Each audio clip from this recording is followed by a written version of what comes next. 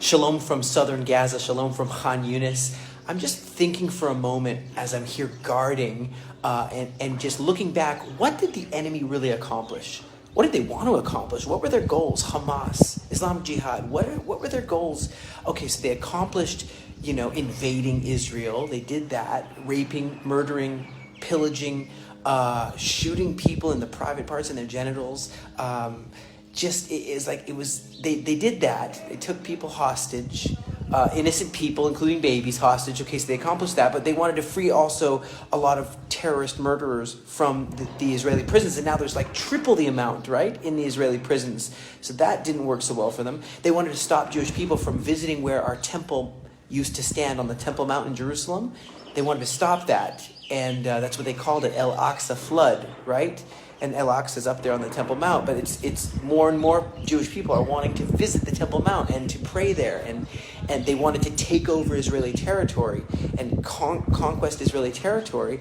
But what happened is actually Gaza got destroyed instead. Judgment came back on them. Terror returned upon them, and they wanted to make us afraid and instill terror onto us. But we instead have unity, resilience, yachad.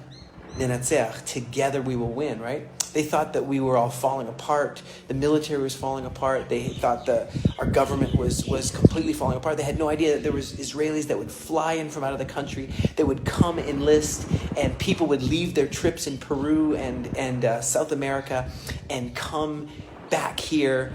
They thought that the axis of evil would all come together, meaning like Hezbollah and even the Houthis and even the terror groups in Iraq and in Jordan and in Egypt, and that ISIS would join, everyone would join and fight. But it was surprising for them, I'm sure, that really not that many joined them. And they thought after October 7th, everyone would be like, wow, Hamas is so great. But they banked on the U.S. and Europe and the UN persuading Israel not to invade, not to do any ground incursion.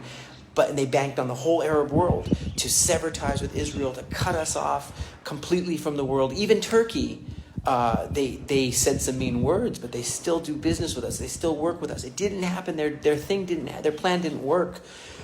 It was a plan that took a long, long time. The amount of time it took them to dig these tunnels that were blowing up, the amount of time it took them to put these weapons caches all over these buildings that were blowing up, that were removing.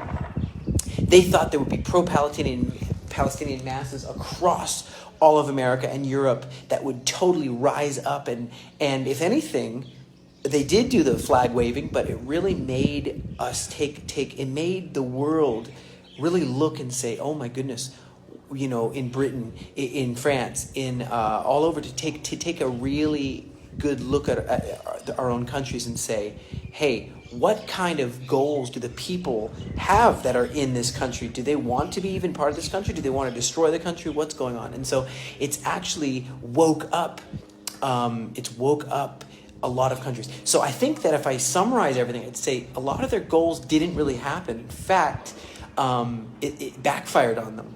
And when God says, I will curse those who curse you, right, in Genesis 12, verse 1, it really uses the word, I will, destroy, those who mekalelcha, those who treat you lightly, who badly esteem you.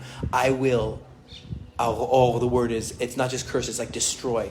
And I do see God's judgment at work here, and it didn't necessarily have to be like this. But this is just the way it works. It's not called karma, it's called God's covenant.